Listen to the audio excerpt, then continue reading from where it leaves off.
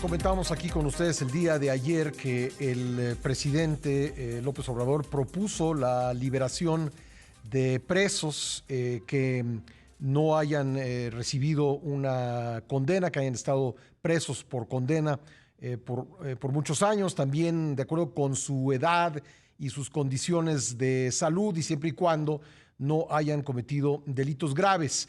Vamos a hablar sobre este tema con Saskia Niño de Rivera, activista, fundadora de la organización Reinserta, enfocada en la defensa de los derechos de personas en reclusión. ¿Cómo estás, Saskia? Gusto saludarte. Hola, con el gusto de saludarte y el gusto de saludo con gusto a tu auditorio. Oye, Saskia, bueno, ¿cómo ves en general esta propuesta? Mira, es una propuesta que me parece que hay que ver desde diferentes aristas. Tiene muchos ángulos. De entrada, no es una propuesta que nos debe de sorprender porque es algo que ya está estipulado tanto en la ley de amnistía como en la ley de ejecución penal. Ujú. No dijo nada nuevo el presidente, por un lado.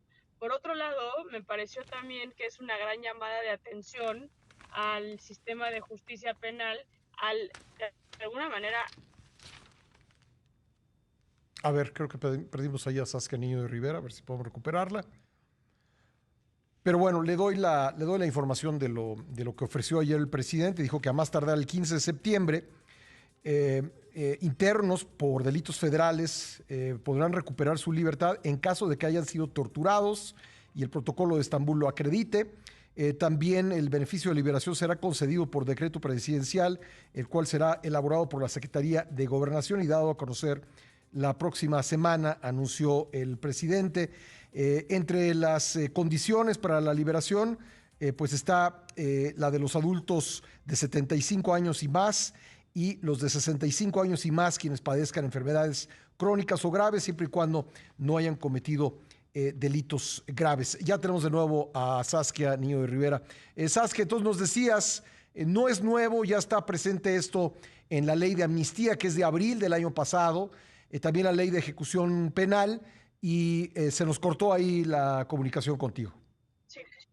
Y me parece que también es un llamado de atención al sistema de nuestro sistema de justicia penal en cuanto a que se está reconociendo, se está declarando que tenemos a personas aún sin sentenciar con más de 10 años de prisión Uh -huh. que probablemente igual ya hasta cumplieron la medida que les, o sea, un robo simple, por poner un ejemplo, ya con los 10 años que llevan en prisión, ya sería un delito que si en caso de ser culpables, ya se hubiera cumplido con la medida, ¿no? Por poner un ejemplo.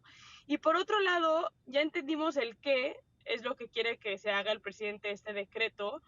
El problema que nos topamos y que nos topamos con la ley de amnistía también es el cómo lo vamos a hacer.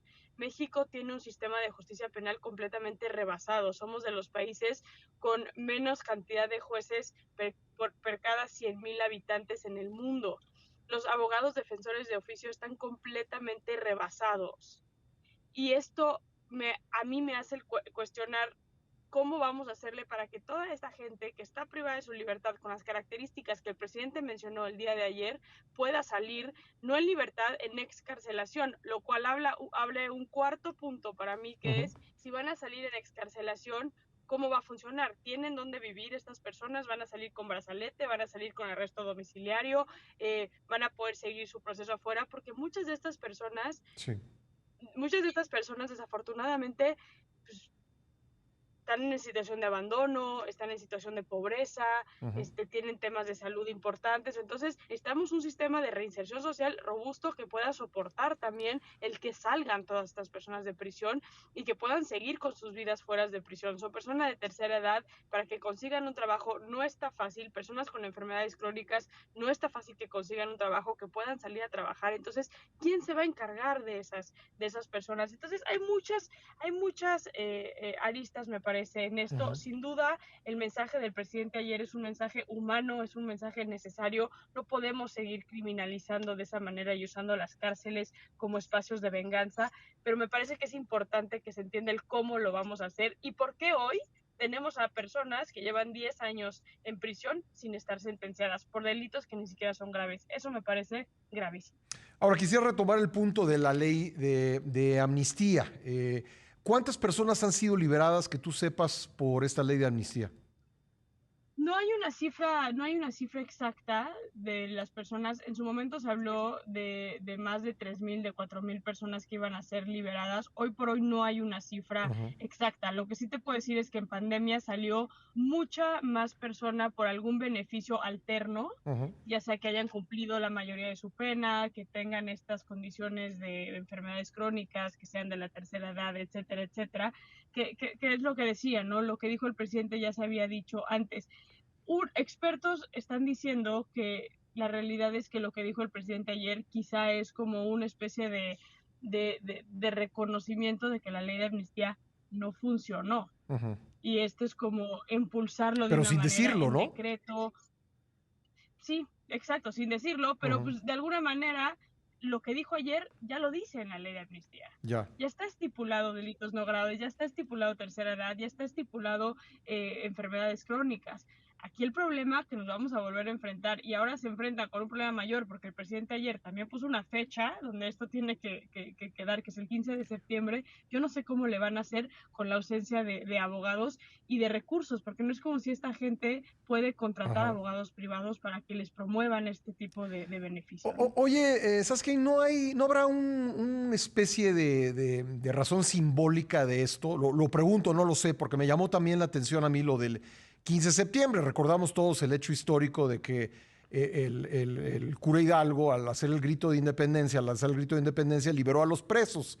Y cuando se hace el grito en Dolores, ya sea que lo haga el presidente o el gobernador de Guanajuato, pues se sigue esa tradición. Pero es una cosa Sí. muy simbólica. ¿Crees que está conectado con ello?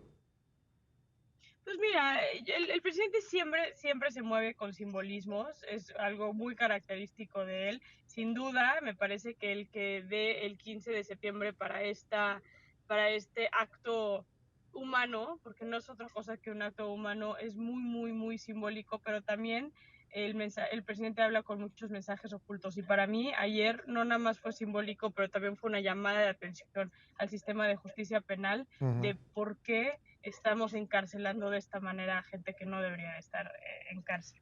Ahora, al gobierno federal pues le toca el tema de los delitos federales, pero ¿qué pasa con quienes están encarcelados por delitos del fuero común? Pues ese es otro problema, van a tener que bajar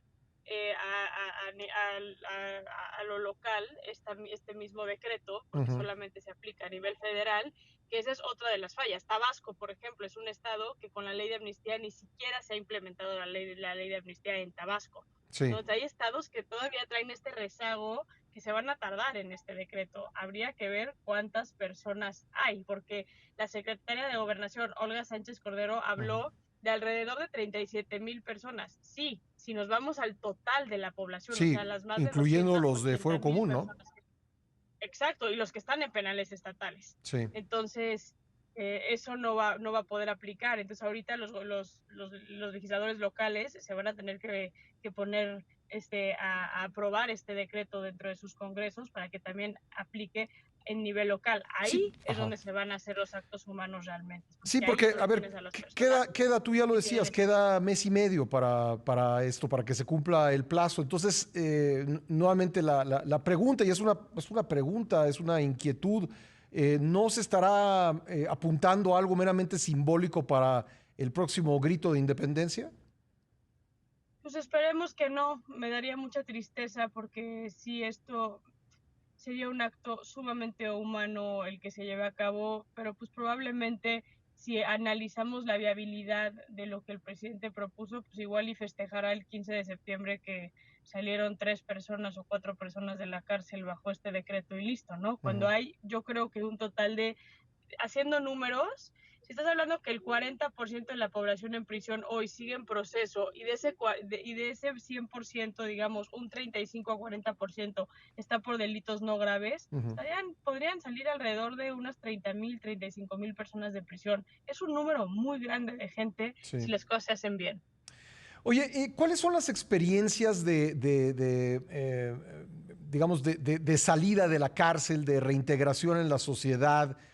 ¿Son historias por lo general felices o son historias trágicas? ¿Qué es lo que pasa con las personas que salen de prisión ya sea porque cumplieron la sentencia o porque tienen alguno de estos beneficios de los que hemos hablado?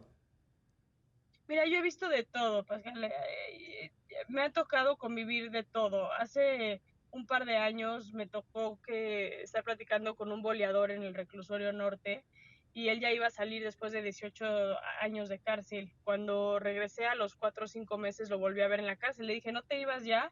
Y me dijo, híjole, no, licenciada, la situación allá afuera está muy difícil, mejor estoy aquí bien. Me ha tocado ver a mamás que se reintegran con su familia, con sus hijos y que les va muy bien en libertad, pero lo que he visto es, entre más tiempo de cárcel, más difícil es la reinserción Ujú. social. Eso sí lo hemos visto y está comprobado a nivel internacional. De hecho, en países, por ejemplo, nórdicos, donde tienen los mejores sistemas penitenciarios, ellos no tienen más de 20 años de sentencia. La pena más grande que tienen, por ejemplo, en Noruega es de 21 años, porque se sabe que después de 7 años la cárcel ya no genera un efecto positivo en absolutamente nadie. Ujú. Entonces, aquí las sentencias tan altas hacen que las familias se rompan, hace que la familia ya no pueda seguir visitando en la cárcel, hace que el encarcelamiento se vuelva tu modo de vida y que la excarcelación se vuelva muy complicada a nivel psique. Y bueno, súmale los antecedentes penales, el tener que explicar que llevas 15 años sin trabajar porque estuviste en la cárcel, pero aún así querer un trabajo, Ujú. hay muchos obstáculos, ¿no? Que se empiezan a meter en esto de la reinserción. La realidad es que en México, y ese será otro tema, pero la realidad es que en México la reinserción social es una completa utopía. Sí, me imagino que una persona que sale de la cárcel y busca trabajo y pues presenta su currículum pues el empleador ve que no ha trabajado, en cuanto ve que la razón es que estuvo encarcelado, pues inmediatamente debe ser algo que desincentiva la contratación, ¿no? Sin duda, sin duda. Hay mucho estigma en ese sentido, mucho enojo por parte de la sociedad y hay muy pocas empresas que se avientan a darle trabajo a una persona que estuvo en la cárcel. Ujú. Y eso es muy triste porque yo sí veo a la gente que sale de la cárcel, especialmente la gente que tiene delitos no graves, sí sale de la cárcel diciendo no quiero regresar aquí, ya no quiero este estilo de vida, pero sí se topan con un México muy, muy ¿Hostil? resentido, muy dolido y muy hostil. Sí. Bueno, pues vamos a ver cómo progresa esto.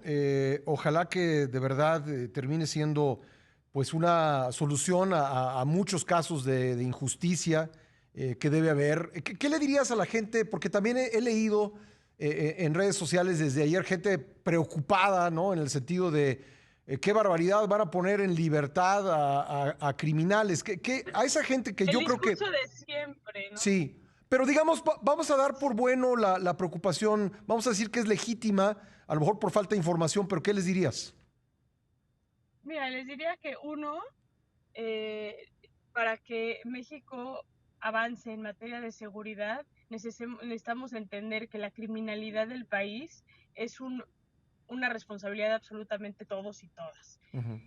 Las cárceles del país y las personas que están en prisión es una responsabilidad de absolutamente todos y todas. Y tanto generemos la viabilidad de reinserción para las personas que están en prisión o que van a salir, vamos a apostar por un México mucho mejor entre todos. Entonces, les pediría que no piensen de una manera individualista, de una manera vengativa y que empecemos a pensar de una manera mucho más colectiva y que nos encamine a un proceso de paz real que yo creo que a todos nos urge en este país.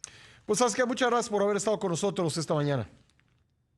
Al contrario, un abrazo a ti, auditorio. Gracias por abrir los micrófonos a este tema. Gracias, Saskia Niño de Rivera, activista fundadora de la organización Reinserta, enfocada en la defensa de los derechos de personas en prisión. ¿Qué piensa usted de este tema? Seguramente al anunciarlo ayer el presidente, pues le habrá generado alguna reflexión. Creo que es un buen tema de discusión, además con abundante información. Bien sabemos que el tema de las cárceles en México desde hace años ha sido un enorme problema, penales sobrepoblados, penales que incluso en situaciones dramáticas han pues servido, como en el caso del penal de Piedras Negras, que está detrás de la masacre de Allende en aquel estado, era utilizado, manejado de manera privada por un grupo delincuencial. Entonces creo que pues es un tema que nos atañe a todos en cuanto a la discusión pública y